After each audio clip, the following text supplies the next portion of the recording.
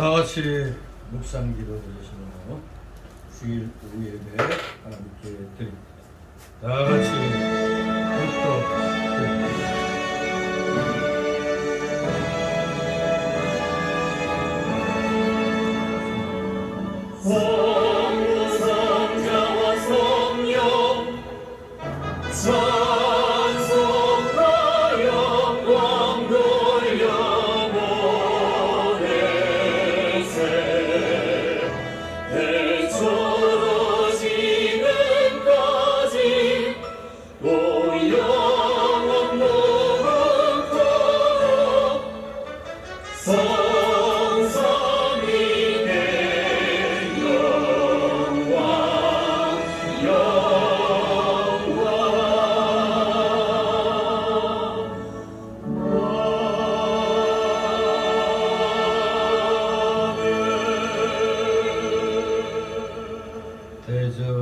의인의 길은 여호와께서 인정하시나 악인의 길은 망하리로다.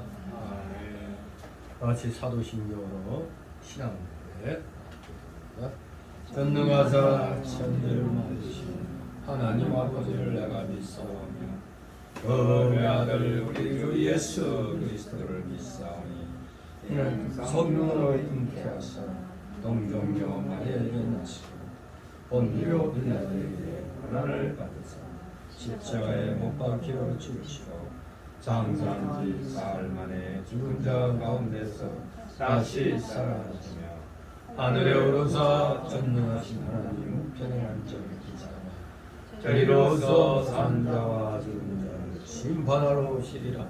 성령을 믿사오며 거룩한 공회와 성도가 서로를 돕는 것과 죄를 사하여 주시는 것과 몸이 다시 사는 것과 영원히 사는 것을 믿사옵니다. 아멘. 다시 찬송가 221장 221장 부르시는 이 시간을 위해 김정환 집사님이 기도 인도하십니다. 221장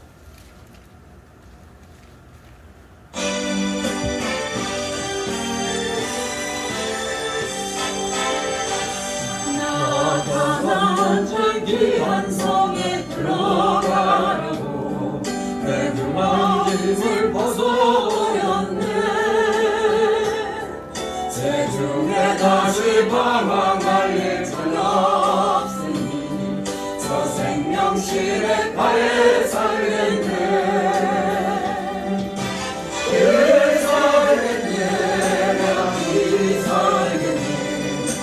생명실에 발에 살겠네.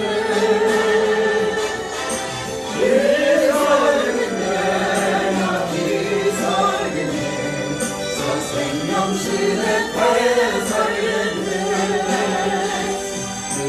그늘과 구름 기둥으로 인도하시니 나가는 길이 영통하겠네.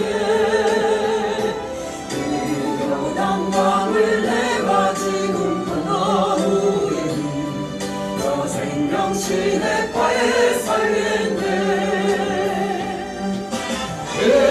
살겠네. 여기 살겠네. 저 생명실에 발에 살겠네.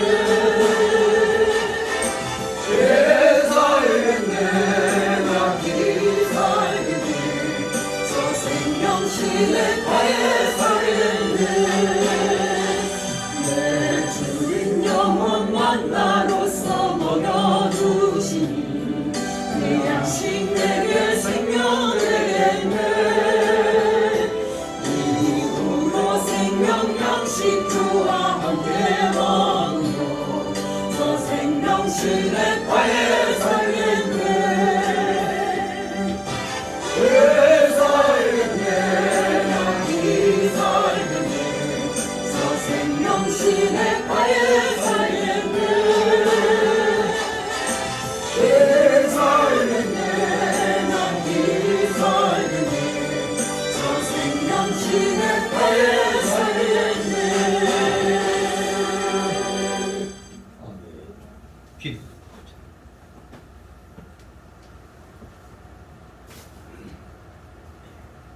하나님 아버지 감사를 드립니다.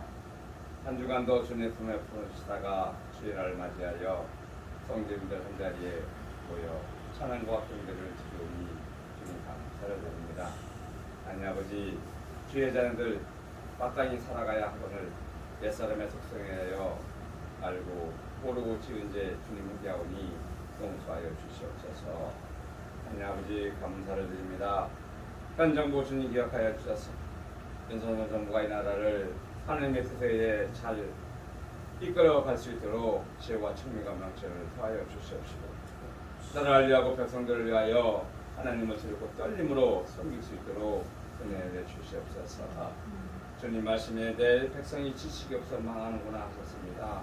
하신 말씀처럼 이 불쌍한 국민들에게 깨달을 수 있는 깨달음을 주시옵시고 나라가 바로 설 수 있도록 주권 주장하여 주시옵소서. 하나님 아버지 감사를 드립니다. 성교회 기억하시고 은혜 주시고 지혜 주셔서 항상 많은 성도님들을 보내주셔서 성교회가 나를 번창하고 확장해 나가는 그러한 성교회가 되게 하여 주시옵소서.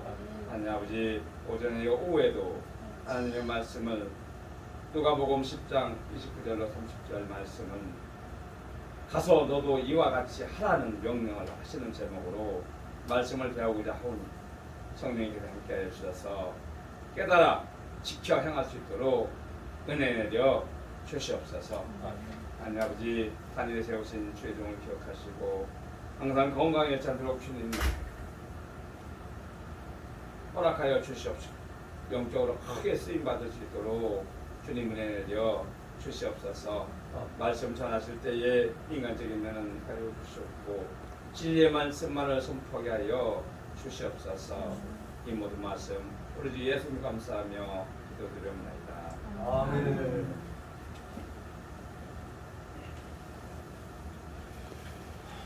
네, 감사합니다. 이 시간 함께 은혜하는 말씀 보도록 합니다.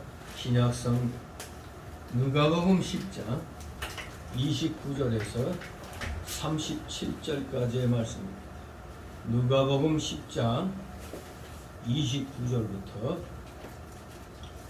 37절까지 말씀 우리 교대로 읽도록 합니다. 누가복음 10장 페이지 수로 한 신약 111쪽 정도 되겠습니다. 110 또는 111쪽 29절 제가 읽습니다. 이 사람이 자기를 옳게 보이려고 예수께 여짜오되 그러면 내 이웃이 누구니까? 예수께서 대답하여 가라사대 어떤 사람이 예루살렘에서 여리고로 내려가다가 방울을 만나매 방울들이 그 옷을 벗기고 내려 마침 한 제사장이 그 길로 내려가다가 그를 보고 피하여 지나가 또 이와 같이 한대인도 그것에 이르러 그를 보고 피하여 지나가되 어떤 사마리아인은 여행하는 중 거기 이르러 그를 보고 불쌍히 여겨 가까이 가서 기름과 포도주를 그 상체에 묻고 싸매고 자기 짐승에게 두어 주막으로 들고 와서 돌고 하고 이튿날에 데나리온 둘을 내어 주막 주인에게 주며 가로되 이 사람을 돌보아 주라. 부귀가 더 들면 내가 돌아올 때에 갚으리라 하였으니 내일은 이 사람에게 누가 항복하는데 이웃이 되겠느냐. 다 같이 가로되 자기를 내쫓는 자니 예수께서 이르시되 가서 너도 이와 같이 하라 하시니라. 아멘. 가서 너도 이와 같이 하라. 이 제목으로 오늘 이 선한 사마리아인의 비유를 통한 하나님의 교훈을 우리가 함께 살펴보도록 하겠습니다. 잘 알려진 선한 사마리아인의 비유죠. 오직 여기 누가복음에만 나오는 비유입니다. 오직 여기 누가복음에만 나오는 것으로서 우리들에게 참된 이웃이란 그 대상을 가리지 않고 필요시에는 언제라도 자신을 희생해 가면서까지 남을 도울 수 있는 사랑, 남을 도울 수 있는 사랑을 지닌 자임을 우리에게 참된 이웃의 본으로서 교훈해주고 있습니다. 선한 사마리아인. 몇 년 만에 한번 여기 보는 거죠. 네, 선한 사마리아인의 비유. 몇 년 만에 다시 한번 살펴보는데, 네, 정말로 우리가 이 글을 읽을 때 좀 양심에 찔리는 것도 많죠. 명색이 성도라고 해놓고, 명색이 목사라고 해놓고, 장로 권사라 해놓고, 길에서 좀 이러한 사람들 보면은 접근해서 뭐 어떻게 무슨 사정 물어보고 뭐 한다는 거, 이게 말처럼 쉽지 않은 게 오늘날의 그런 세상살이죠. 오늘날에는 자칫하면 물에 빠진 사람 건져주면 보따리까지 내놓으라는 뭐 그런, 잘못하면 또 정신없는 사람 또 주머니 터는 뭐또 그런 또 치안으로 또 몰릴 수도 있는 그런 좀 삭막한 세상입니다. 아무튼 오늘의 이 내용을 읽어봤을 때 양심에 찔리는 그런 일도 생각이 납니다. 적극적으로 이렇게 위기에 빠진 사람을 도운 적이 있을까? 그런 생각을 해봅니다. 아무튼 자신을 희생해 가면서까지 남을 도울 수 있는 사랑을 지녔을까? 이런 사랑을 지닌 자야말로 참된 이웃이란 것을 우리 주님이 교훈해 주는 겁니다. 사실 나와 전혀 이해관계가 없는 자에 대해서는 그의 불행을 보고도 지나치기 일쑤죠. 에이, 다른 사람은 알아서 하겠지. 이런 식으로. 하다못해 우리가 뭐 경찰을 부르든가 뭘 해가지고 조처를 취해놓고 하면 되는데, 참 그런 게 어려워요. 제가 전에 얘기했듯이 저기 서울대 입구 쪽에서 한 어스름해진 저녁 무렵에 차를 몰고 오는데 갑자기 차들이 막 천천히 가더니 옆으로 막 이렇게 빠지는 거예요. 내가 이제 마치 거기에 딱 보니까 왜 한 사람이 그 한길에 그냥 대자로 그냥 누워가지고 나 밟고 가라는 식으로 그렇게 있는 거예요. 근데 나도 다른 차처럼 옆으로 이렇게 하려다가 아니 잘못하면 저 사람 죽을 수 있거든, 깔려서. 그래서 그냥 차 접근 못하게 있다가 거기서 딱 맞고 내려가지고 그냥 여보시 이게 뭐 하는 짓이야, 그냥 차박 끌어가지고 옆으로 그냥 옮겨놨는데 야말로 인생을 포기한 사람이지. 술 하나 먹고 에이 하고서 그냥. 근데 그 사람으로 인해서 또 다른 사람이 다칠 수 있잖아. 못 모르고 가다가 그냥 쌩 달리다가 그냥 해면은 이거 솔직히 사람 죽이는 이런 일이 되잖아. 되게 우리 운전하던 사람들은 운전하다가 그 자리에서 내려서 뭐 하기가 쉬운 게 아니에요. 전에는 집사람하고 저기 88도로 저기 강북도로 가다가 갑자기 문 앞에서 갤러퍼 같은 그런 차가 쫙 하더니 그냥 옆으로 그냥 확 꺾어지더니 이쪽 가던 차 그냥 빵 부닥치는 걸 봤는 거예요. 순간 잘못하면 그 차 위 강북도로 그러니까 이 한강 위에 있는 거고 그냥 떨어질 수가 있는 거거든요. 이게 딱 마침 섰는데 이 부닥친 차. 저도 얼른 딱 멈췄는데 보니까 뭐 거의 차에서 내려갔고 뭐 여자가 내려가지고 그 뭐 자기가 받은 차 이게 기절한 것 같아요. 막 뭐 깨우는데 뭐 끔찍하니까 보고 있다 차 세워가지고 얼른 내려가서 순간 영화의 한 장면 그 뭐예요? 자칫하면 쾅 터지는 그 생각이 딱 나더라고. 그래서 얼른 서둘러 갖고 그냥 이 기절해 있는 사람 얼른 그냥 끄집어 냈거든. 그러면서 이제 119 전화해서 아 이거 위치도 애매해서 거꾸로 와야 되거든. 이렇게 가는데 이쪽이니까 차가 119 오더라도 거꾸로 와야 된다.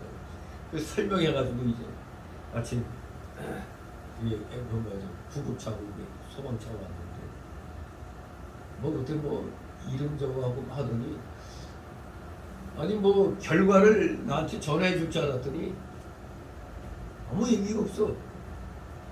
그 쩔쩔매면서 여자가 그냥 울상이 돼갖고 막 그러는데 아니 자기 그 위급할 때 좀 이렇게 해줬으면 고맙다고 인사라도 할 줄 알았더니 전화 한 통 없어요.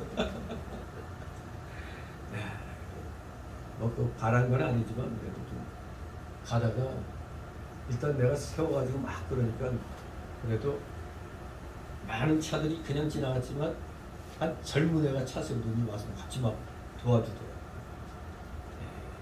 아무튼 진짜 우리가 가던 데서 차를 세우고 내려서 어떤 위기 상황을 이렇게 해준다는 게 그게 말처럼 쉬운 게 아니거든요. 그냥 하다 보면 누가 알아서 하겠지. 누가 알아서 대신해 주겠지. 이런 식이에요. 우리가 참 그런 상황인데 여기 이 선한 사마리아의 이 비유에서도 이 불행을 보고서도 우리가 남을 정죄하기가 어려워. 우리 자신도 그런 경우가 많으니까 지나치게 일수거든요. 그리고 중요한 건 내 자신에게 혹시 조금이라도 불이익이 미치지 않을까. 우리 옛날에 뭐 도둑이 들고 뭐 이러면 웬만하면 신고 안 하죠. 왜 안 합니까? 신고하면은 나는 좋은 일 했는데 계속 불려가잖아. 계속 와달라고. 계속 경찰서에 왔다 갔다 하게 되니까 그게 귀찮아갖고 아예 그냥 안 하는 경우가 많죠. 이런 게 좀 개선이 돼야 되죠. 아니 신고한 사람이 괜히 마치 범인같이 예? 범죄자 취급을 당하는 그런 일도 있잖아요. 괜히 경찰서 가면 요새는 안 그렇지만 옛날에는 완전히 경찰서 들어가는 게 뭐해? 소변보러 들어가기도 뭐하지? 하여간 저 그냥 피하는 거예요. 피해. 정말로 불이익이 혹시 미치지 않을까 전전긍긍해 하는 게 오늘날의 세태입니다. 그런 세태 속에 예수님의 오늘 이 같은 경우는 사실 말은 쉬워도 누구나 쉽게 실천할 수 있는 성격인 것은 아닙니다. 이거는 특별히 무슨 구제 은사나 뭐 이런 그런 걸 받지 않으면 참 이렇게 하기가 어려워요. 그러나 요한일서 4장 20절 21절에 이런 말씀이 있죠. 누구든지 하나님을 사랑하노라 하고 그 형제를 미워하면 이는 거짓말하는 자라. 우리 모두 난 믿음 좋아, 난 믿음 충만해 막 이러면서 정작 이런 불행한 사태를 보고 남이 알아서 하겠지. 지나치는 이런 일이 많으니까 아마 그럴 때마다 이 말씀을 떠올려야 될 것 같아요. 요한일서 4장 20절 21절 하나님 사랑합니다. 충성하게 나대 해놓고 막상 눈앞에서 그런 내가 좀 희생해야 될 일이 생기면 모른 척하기 있으란 말이에요. 그럴 때 뇌를 때리는 이 말씀. 너 말로는 하나님 사랑한다 했는데 이 어려움을 지나치려고 하는 거니까 너 거짓말하는 데다. 또 우리가 어떤 일을 대할 때마다 이런 하나님 말씀이 살아서 나에게 딱딱 내리를 쳐주는 이것이 또 우리가 은혜가 충만한 생활이죠.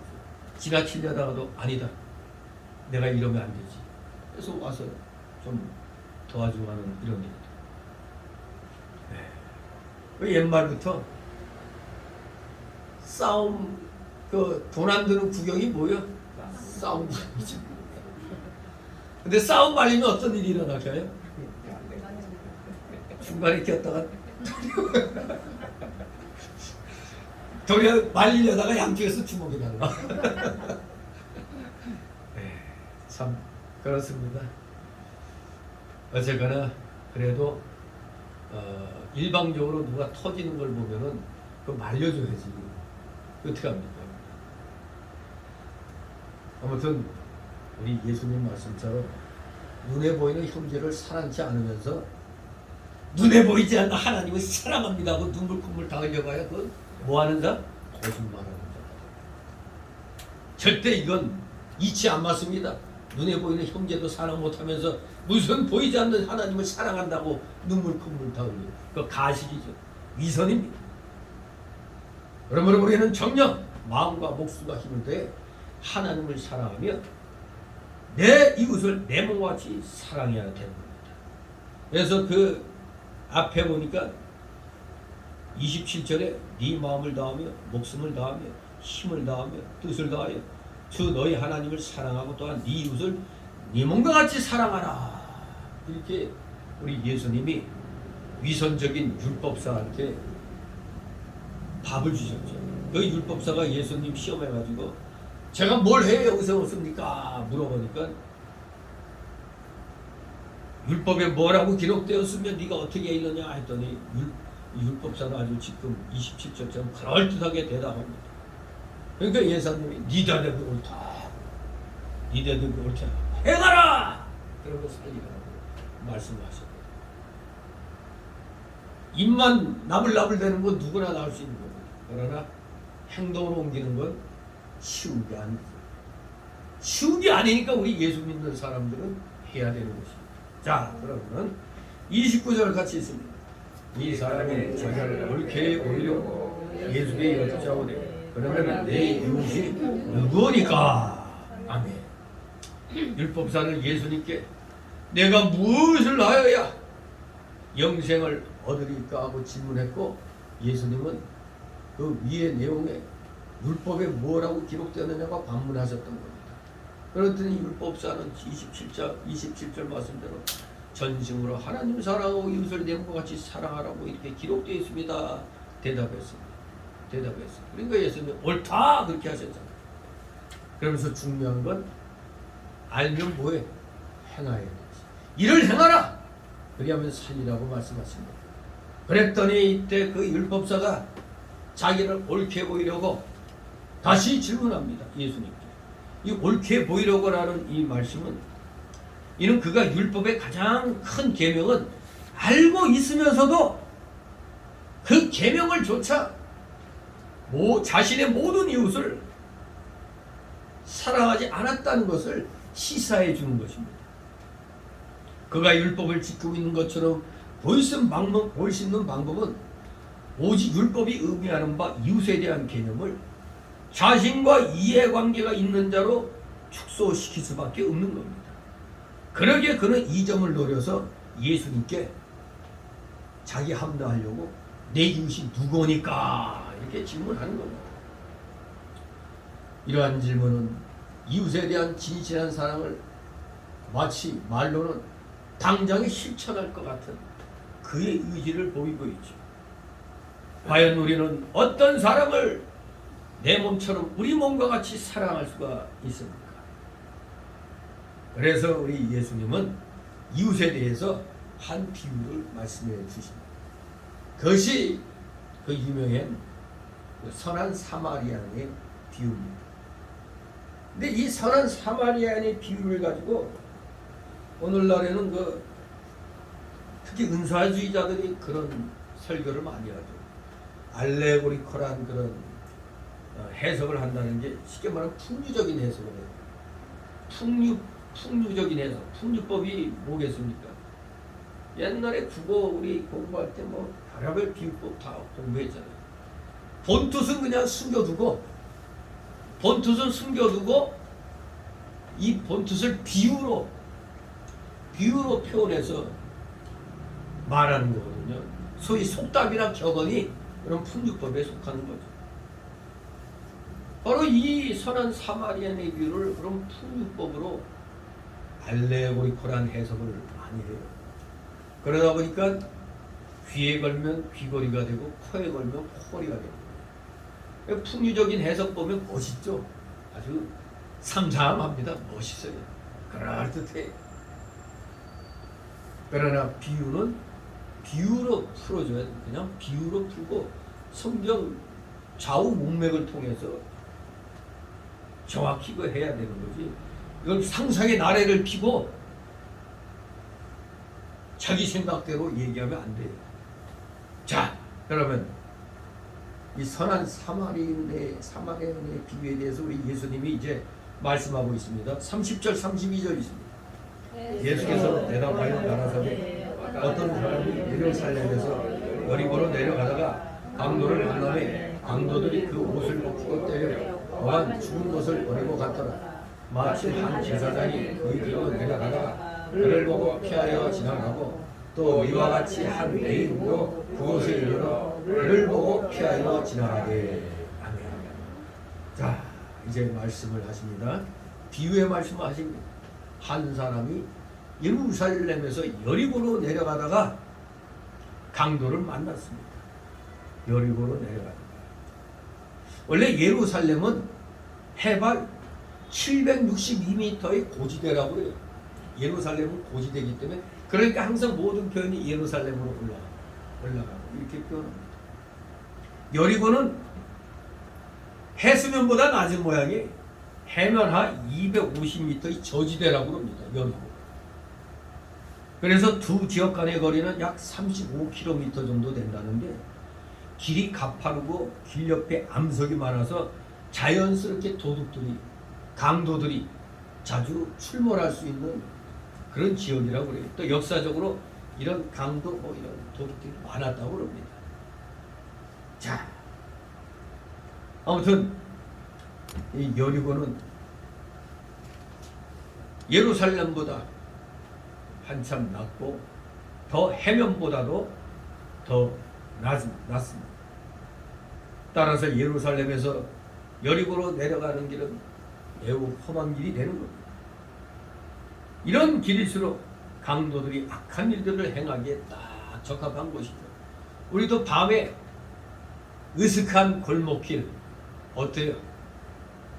으슥한 골목길은 가기가 어려지죠. 그런데 도둑이나 강도들이 다 숨어 있잖아요.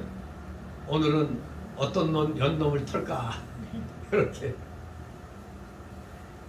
그리고 딱 골목길 가다가도 어디 사람이 어슬렁거리면 괜히 긴장이 되죠. 사람이 없을 때. 요새는 이 가로등 같은 걸 밝게 해놓으니까 도둑들이 그냥 자기들 얼굴이 알려지기 때문에 또 그렇게 못하죠.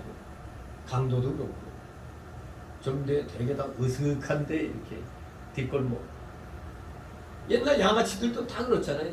뒷골목 같은데 그냥 몇 명이 쭈그려 앉아갖고 괜히 지나가는 선량한 학생들 야 일로 와봐 하고 얼마만 빌려줘 나중에 줄게. 주긴 뭘 줘. 그걸 삥 뜯는 거라고. 아무튼 이 안 좋은 길들은 악한 자들이 악한 일 하는데 딱 적합한 데입니다. 그런데 마침 강도들이 그 지나가는 사람을 옷을 벗기고 때려갖고 한 초죽음 만들어 놓고 그냥 버리고 간다고 말씀을 합니다. 자, 이 사람은 이제 그냥 방치해 놓으면은 쇼크사 할 수도 있는 거예요, 이게 사실. 그때 우연히 한 제사장이 그 길로 내려갔어요. 네. 오늘날로 말하면 이제 목회자가 그 길로 갔습니다. 그런데 강도 만나 거의 죽게 된 자를 봤어요. 그런데 여기 이 제사장은 자기도 피해를 당할까봐 두려워서 아니면 자기 일이 바쁘다고 자기 스스로를 합리화시키면서 그 사람을 피해 지나갔다고 말씀합니다. 만약에 이래서 그 사람이 죽었다. 오늘날 같으면 그때 목격자가 누구냐? CCTV 했더니 어떤 점잖은 사람이 있었어. 이 사람 신원 파악을 해봤더니 목사야. 아니 목사가 이 죽게 된 사람 놔두고 가서 그럼 목사는 뭐 자기는 뭐 그 사람에게 죄를 지은 건 없어도 거의 죽게 된 사람 못 본 척하고 지나가서 그 사람이 죽었단 말이에요. 도의적인 그런 비난을 또 받게 되죠. 분명히 여기 맨 처음에 발견한 사람이 얼른 신고했으면 이 사람은 안 죽었을 텐데 이렇게 되면 그 사람은 만약 목사라는 것이 드러나면 융단 북격당하죠.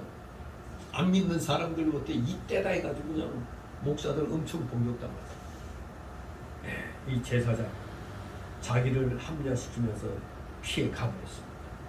그랬더니 이제 또 한 사람이 우연히 지나갔습니다. 근데 그 한 사람이 누군가 했더니 레인이요. 오늘날로 말하면 또 부교자라고 할 수도 있고 아니면 장로 권사라고도 할 수가 있어요. 우연히 그곳에 이르러 또 앞에 사람처럼 강도 만나 죽게 된 사람을 보았습니다.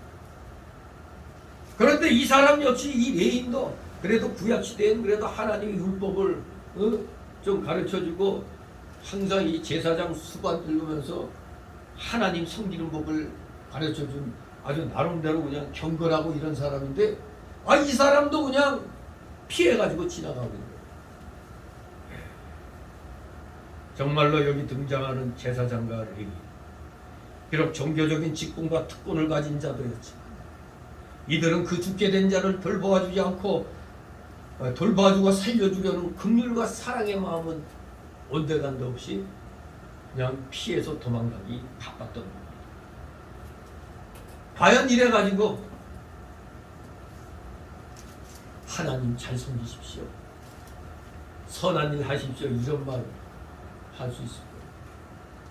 목회자도 마찬가지죠. 중직자들도 그래도 그 교회에서 상당히 모범적인 그런 신앙의 모습을 보였을 텐데 목사도 그렇고 장로 권사도 그렇고 나에게 혹시 불이익이 생길까봐 어려움에 처한 사람 모른 척하고 왔다가 그 사람이 죽었다 이런 소리 듣게 되면 평생 마음에 그 사람도 상처가 되는 거죠. 아, 내가 빨리 신고해가지고 그랬으면, 이런 마음이 들 수도 있죠. 자, 이렇게 이 거반 죽게 된 사람, 과연 그래도 종교계에 직분이 있는 자 두 사람이 발견했는데도 이를 거들떠보지 않고 지나쳤단 말이에요. 그럼 이 사람은 과연 죽어야 되는가 했는데 이제 선한 사람이 나타났습니다. 33, 35절 있습니다. 어떤 사마리아인은 여행하는 중 거기 이르러 그를 보고 불쌍히 여겨 가까이 가서 기름과 포도주를 그 상처에 붓고 싸매고 자기 짐승의 배와 주막으로 데려와서 돌봐주고 이튿날에 데나리온 2원을 내어 주막 주인에게 주니 가로되 이 사람을 돌봐주라 부비가 더들면 내가 등할 때에 갚으리라 하였습니다. 아멘. 자, 나름대로 사회적인 영망이 있는 제사장 예인들이 이 사람을 모른 척 했는데 세상에 어떤 사마리아인이 여행하다가 거기에 이르러서 그 거반 죽게 된 사람을 발견합니다. 보통 사마리아인 하면 유대인들에게는 어떤 취급당했어요? 개 취급당했죠. 개만도 못한 취급당했어요. 왜 그랬습니까? 사마리아는 북이스라엘의 수도잖아요. 근데 아수르에게 점령당하고 멸망하면서 아수르의 그 이주 정책으로 그리고 혼혈 정책으로 이방인과 결혼하지 말라고 그랬는데 어거지로 이제 결혼하고 또 이방 풍습 따르고 이러다 보니까 남유다 쪽에서 볼 때는 저 북이스라엘 저 사마리아인들은 어떤 종족이 되는 거예요? 저 상종치 못할 놈들 죽게 되는 거예요. 어떻게 하나님의 말씀을 어기고 저런 짓을 하나? 그러다 보니까 사마리아인들은 한마디로 개만도 못한 족속이 돼가지고 이렇게 가다가 저기서 사마리아인이 따먹으면 피해가. 그 정도로 사마리아인에 대해서 유대인들은 적개심, 그 멸시가 이런 걸 갖고 있었습니다. 아무리 이스라엘의 피를 받고 있어도 반은 이방인으로 취급했기 때문에 아예 상종하지도 않는 자들 부류였습니다. 그런데 이 사마리아인은 자신이 유대인에게 그러한 취급을 받는다고 해서 절대 그 강도 만난 자를 지나칠 수가 없었습니다. 이 사람은 거반 죽게 된 그 사람을 불쌍히 여겼던 것입니다. 바로 이것이 이웃 사랑에 대한 시작이라고 할 수 있습니다. 거반 죽게 돼 있는데 저 어떻게 지나쳐? 이 발걸음 멈추고 들여다보는 것에서부터 이제 진정한 이웃 사랑이 시작이 됩니다. 그렇습니다. 사랑이라는 것은 이웃을 긍휼히 여기면서 시작이 되는 겁니다. 남을 긍휼히 여기는 데서 시작이 됩니다. 그래서 그 사마리아인은 그에게 가까이 가서 자기가 가지고 있던 기름과 포도주를 꺼내서 그 상처에 부었습니다. 그것은 상처를 소독하고 부드럽게 하는 응급조치의 한 방법이었습니다. 기름 붓고 그리고 또 이 포도주, 질이 좋은 포도주는 이 또 소독할 수가 있습니다. 그런 다음에 상처까지 싸매고 거기다가 자기 짐승에 태워서 여간으로 그를 데리고 가서 돌보아줬어요. 아, 이건 내 돈이 들어가는 거예요. 내 돈이 들어가는 거예요. 또 그는 이튿날에 데나리온 2를 내어서 여관 주인에게 주면서 이 사람을 돌보아 주시오. 병이 더 들면 내가 돌아올 때에 갚아주겠소 하고 이렇게 부탁하고 간 겁니다. 데나리온 하루 일당이라고 그랬죠. 데나리온. 그럼 데나리온 2이면 이틀 일당이에요. 이틀 일당. 생판 부재의 사람을 위해서 이틀의 그 일꾼의 삭슬 지불을 하고 떠나면서도 또 혹시라도 부족할까봐 만약에 부족하면 내가 돌아와서 다시 주겠다. 아니 이렇게 신경 쓰는 사람이 과연 있을까 오늘날에. 네, 참 대단한 사람이죠. 정말로 이 사마리아인은 긍휼한 마음을 가졌을 뿐만 아니라 또한 자기의 시간과 수고까지도 그리고 물질까지도 아끼지 않은 모범을 보인 것입니다. 진정 이 사마리아인은 유대인들로부터 개같은 취급을 당한 이 사마리아는 진실로 이렇게 이웃에 대해서 참된 사랑을 실천했다. 나같이 36, 37절에 있습니다. 네 의견에는 이 세 사람 중에 그가 강도 만난 자의 이웃이 되겠느냐. 가로되 자기를 베푼 자니 예수께서 이르시되 가서 너도 이같이 하라 하시니라.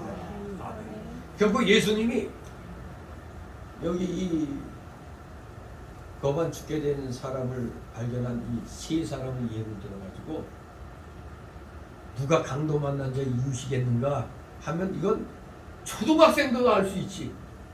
못 본 척하고 떠나간 두 사람은 나쁜 놈. 그래도 이 사람을 치료해주고 여호와까지 데려가고 또 나머지 부족한 돈까지도 부족하면 갚아주겠다고 하는 이 사람이 진정한 이웃이라고 누구라도 대답할 수가 있는 거죠. 배우지 않았어도 그 자비 베푼 사람이 당연한 거죠. 이렇게 대답할 수가 있습니다. 그러니까 예수님이 그럼 너도 그냥 입으로만 나불나불 대지 말고 가서 이 사람 같이 하라 이렇게 교훈하고 있는 겁니다. 정말로 우리 예수님께서는 이 세 사람을 비유로 설명하고 계십니다. 즉 제사장과 레위인과 사마리아인 중에 강도 만난 자의 이웃은 바로 자비를 베푼 사마리아인이라는 사실을 확인시키시면서 그 율법사에게 분명하게 너도 이와 같이 하라고 말씀을 하신 겁니다. 그러면 바로 이 사마리아인의 이 비유가 우리에게 무슨 교훈을 주는가 이게 중요한 거예요. 간단하게 착한 일 하라는 거죠. 그거 아니냐. 어려운 사람 도우라는 얘기 아니냐. 그렇게 우리가 쉽게 생각할 수 있습니다만 우리는 왜 예수님이 이런 비유를 주셨는가를 전후 문맥 이 상황을 보고 우리가 파악을 해야 돼요.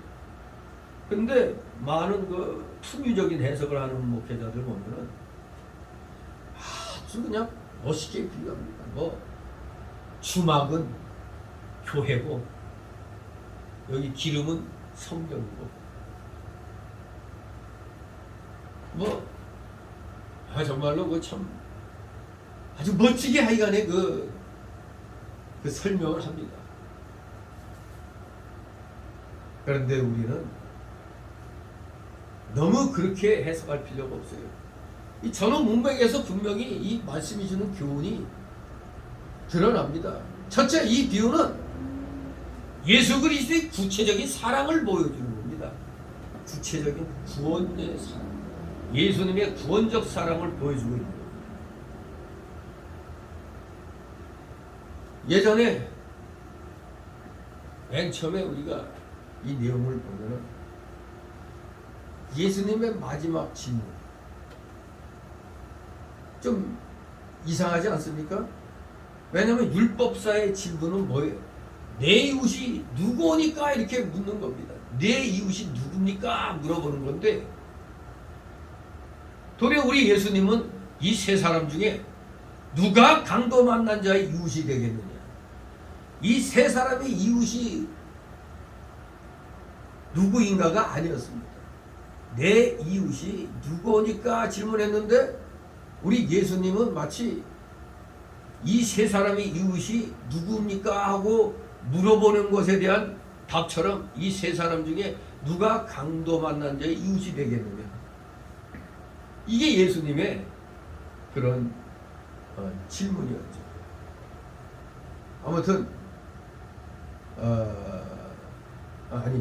이 율법사의 질문이죠. 내 이웃이 누구니까 한 것이지.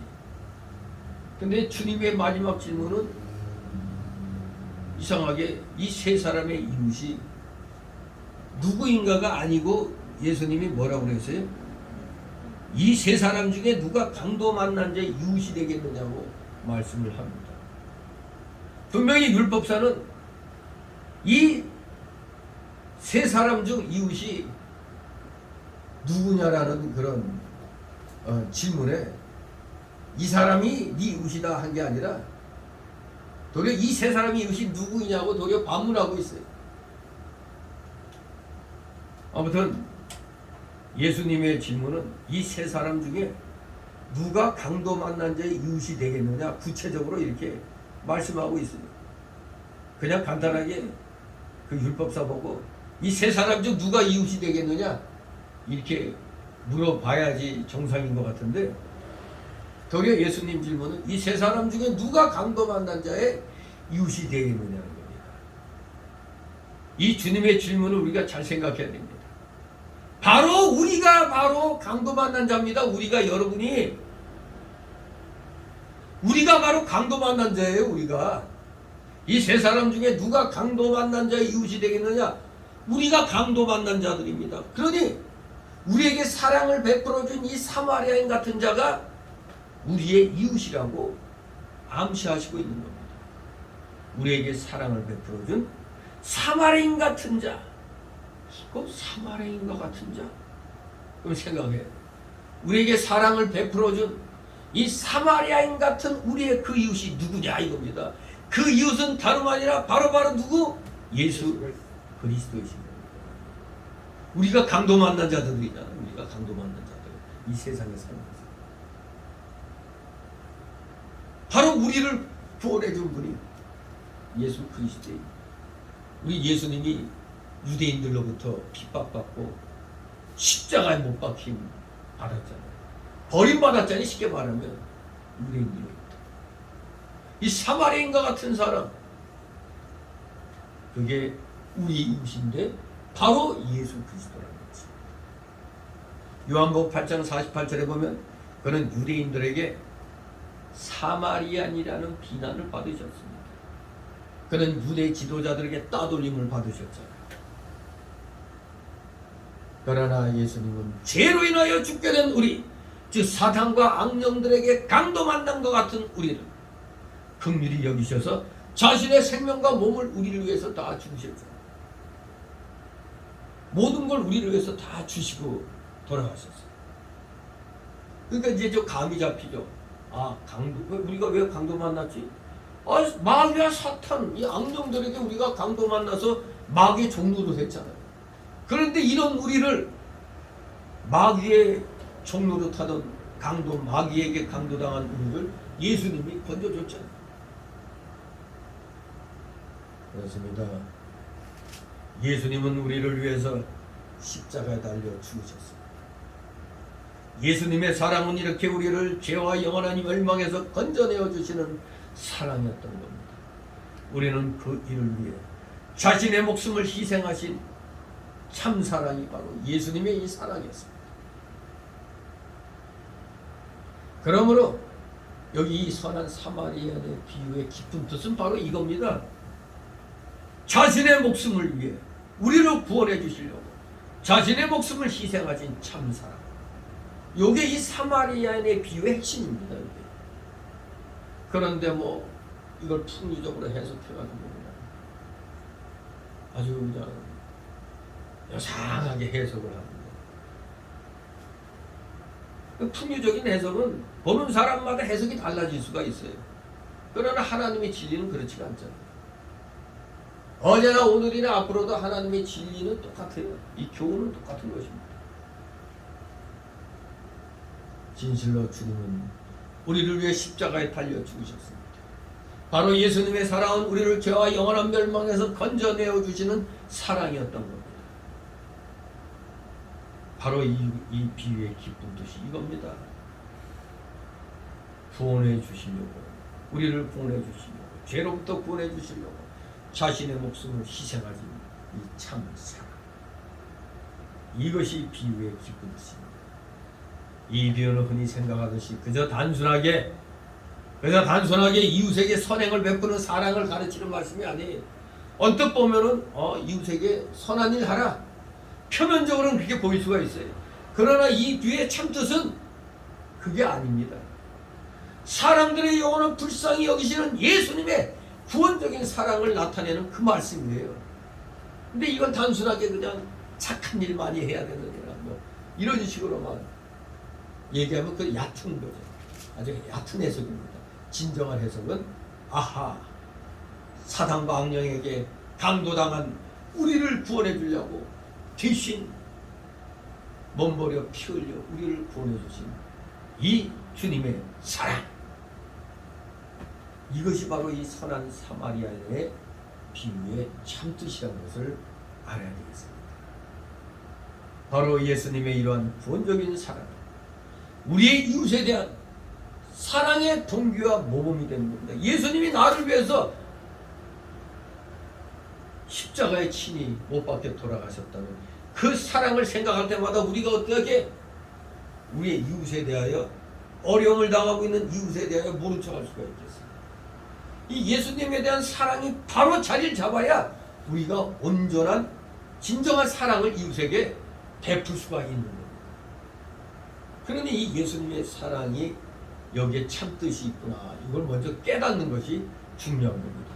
두 번째 주시는 교훈은, 이 선한 사마리아인의 비유는 만약 예수님이 나의 이웃이라면 결국 우리는 먼저 그를 내 몸과 같이 사랑해야 한다는 사실을 가르쳐 주는 겁니다. 예수님이 우리의 이웃이라면 우리가 먼저 그를 내 몸과 같이 사랑해야 된다 이겁니다. 여기에 우리가 주 예수 그리스도를 위해서 살아야 하고 하나님께 헌신해야 하는 이유가 있는 겁니다. 그러나 사도 바울은 고린도후서 5장 13, 15절에 이렇게 말씀합니다. 우리 다 같이 찾기 바랍니다. 고린도후서 5장 13절 15절. 고린도후서 5장 13절 15절.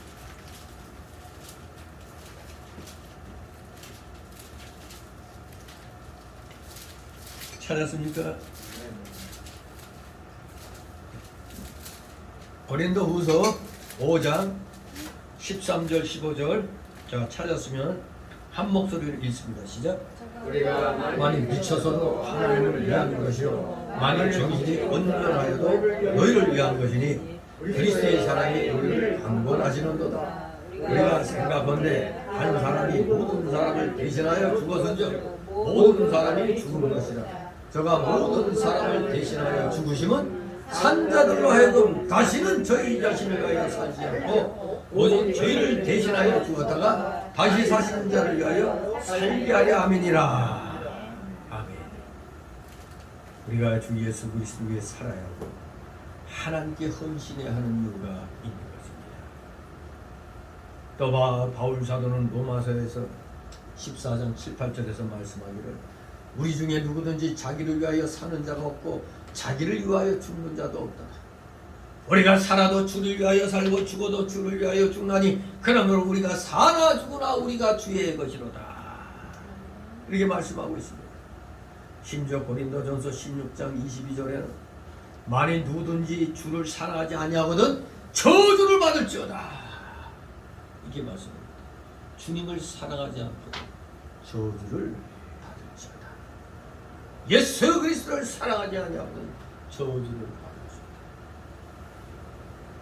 진실로 우리는 살아도 주를 위해 살고 죽어도 주를 위해서 살아야 되는 겁니다. 살아 죽으나 우리는 주님의 것입니다. 이러한 이 복음성도 있죠. 사나 죽으나 우리는 주의 것이로다. 그런 복음성도 있죠. 정말로 우리가 예수님이 사랑하시는 이웃이라면 우리가 먼저 예수님을 내 몸처럼 사랑해야 된다는 그 사실을 잊어서는 안 되겠습니다. 강도 만난 우리. 강도는 누구라고요? 사단과 악령. 사단과 악령에게 우리가 그냥 강도당했는데 이러한 우리를 구해주셨잖아요. 사단과 악령으로부터 강도 만난 우리를 사랑해 주셨다. 이게 선한 사마리아인의 비유란 말입니다. 깊은 뜻으로 우리를 위해서 사단에게 강동한 우리를 위해서 자신의 목숨을 희생하지 참 사랑. 절대 잊으시면 안 되겠습니다. 마지막 세 번째 주시는 교훈은 오늘 이 사마리아인의 비유는 우리도 주님처럼 진정한 이웃사랑을 실천해야 된다 이겁니다. 진정한 이웃사랑을 실천하자. 주님께서는 가서 너도 이와 같이 하라고 실천하도록 분명히 말씀하셨습니다. 우리가 하나님 말씀 아무리 많이 알아도 하나도 실천 안 하면 소용없는 겁니다. 실천하는 자만이 진정한 하나님의 자녀인 것입니다. 너도 이와 같이 하라. 이와 같이란 말 예수님이 하신 것 같이 하라는 말씀입니다. 예수님이 하신 것 같이 실행하라. 제사장과 레인과 같이 종교적 직분이나 특권만 구하거나 가지 말고 그런 것이 아무것도 없고 오히려 사람들에게 따돌림 받을지라도 진정한 사랑을 실천하는 이 사마리아인처럼 되라는 말씀입니다. 조건 따지지 말고 실천하라는 겁니다. 진정한 사랑. 진정한 사랑은 주는 사랑이죠. 주는 사랑. 주는 사랑. 예수님의 사랑은 단순히 육적, 물질적 도움만을 주는 사랑이 아닙니다. 우리 예수님 사랑은 여기에 플러스 영적 도움을 주는 사랑이었습니다. 그러니 거꾸로 얘기하면 영적 도움만 주는 사랑이 아니에요. 영적 도움도 주고 육적, 물질적 도움도 준다는 얘기입니다. 하나만 주는 게 아니에요. 영적, 물질적 도움뿐만 아니라 여기서는 영적 도움까지 주는 그런 사랑이라는 것을 얘기하고 있습니다. 바로 그것이 사람을 하나님의 영원한 형벌로부터 구원해주는 사랑이었던 겁니다. 바로 이것은 영원구원의 전도의 사랑을 가리키는 겁니다. 영원구원의 전도의 사랑. 예수님이 너를 위해서 내가 십자가에 대신 피 흘렸으니까 너도 같이 나 같은 사랑을 실천하라 이겁니다. 내가 너희를 구원해 주려고 대신 물과 피를 다 흘린 것처럼 너도 가서 이와 같이 하라 이 말씀입니다. 우리는 이렇게 예수님이 가르쳐 주신 영원구원의 전도의 사랑을 우리는 실천해야겠습니다. 그러기 위해서는 이웃의 영혼에 대한 긍휼한 마음을 가지고 시간과 수고와 물질까지 다 들여서 예수님이 지시하신 이 사랑, 이 희생적인 사랑을 우리는 실천해야 되겠습니다. 그러니 이 사마리아인의 비유의 참뜻이 여기에 있는데 이걸 갖다 자꾸 뭐 이상하게 복잡하게 이렇게 해석을 해나가면 안 되는 겁니다. 핵심이 이겁니다. 예수님의 희생적인 사랑을 우리도 가서 행하라. 즉 영원구원의 전도의 사랑을 실천하라는 것입니다. 아주 간단한 겁니다. 우리도 오늘 이 말씀대로 그저 입으로만 이 율법사같이 입으로만 모든 거 많이 알고 많이 하는 것처럼 생색내지 말고 직접 행동으로 내 이웃부터 내가 예수님께 진한 진정한 사랑을 구원의 사랑을 받은 만큼 이 받은 사랑을 또 가르쳐줘야 될 거 아니에요. 예수님이 당신을 위해서 십자가 지셨다. 이걸 가르쳐줘야 되죠. 진정한 영원구원의 전도의 사랑이 필요하다는 걸 이 선한 사마리아인의 기회를 통해서 다시 한번 생각을 해봤습니다. 진실로 우리 열심히 토요일날 전도지 뿌리는데 전도의 열매란 건 그렇게 뭐 쉽게 거둬지는 것은 아니지만 아무튼 열심히 뿌리기 바랍니다. 뿌리면 그 다음은 하나님이 이제 역사하시는 거니까 이거 뭐 하나만 한 걸 뭐하러 하지? 절대 하나만 한 게 아니에요. 분명한 하나님의 은혜가 있을 줄 믿고 힘을 내셔서 끝까지 잘 행하시길 바랍니다. 전도는 언제까지 하는 거예요? 이번 달 말까지? 죽을 때까지 하는 게 영원구원의 전도사입니다. 최선을 다하시는 여러분에게 하나님의 위로와 은혜가 넘치기를 주님의 이름으로 축원합니다. 기도합니다. 거룩하신 하나님 아버지, 은혜를 감사드립니다. 사랑하시는 자녀들, 오늘 이 선한 사마리아인의 비유의 참된 뜻을 잘 깨달았기를 소망합니다. 결코 강도 만난 우리가 바로 여기에 등장하는 강도 만난 이웃인 줄 압니다. 진실로 강도 만난 우리를 위해서 십자가의 사랑을 실천하신 주님의 이 참사랑 절대 잊지 말고 우리도 어떻게든지 최선을 다하여 영혼권 전도의 일에 온 힘을 기울임으로 하나님께 영광 돌려드리는데 부족함이 없는 자들 다 되게 하여 주시옵소서. 감사드리며 예수 그리스도의 이름으로 기도드리옵나이다. 다 같이 찬송가 413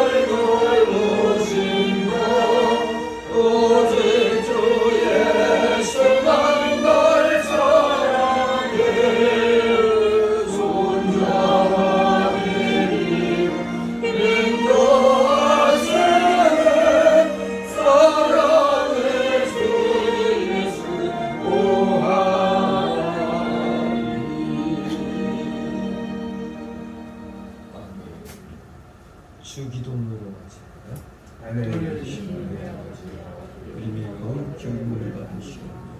나라의 마옵시며 도시 하늘에서 이루어진 같이 아멘에서 이루어지 오늘날 우리에게 은혜를 주십시오.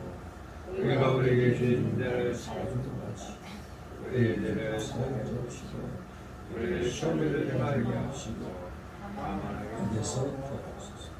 너희의 나라와 권세와 영광 아버지께 영원히 있사옵나이다. 아멘.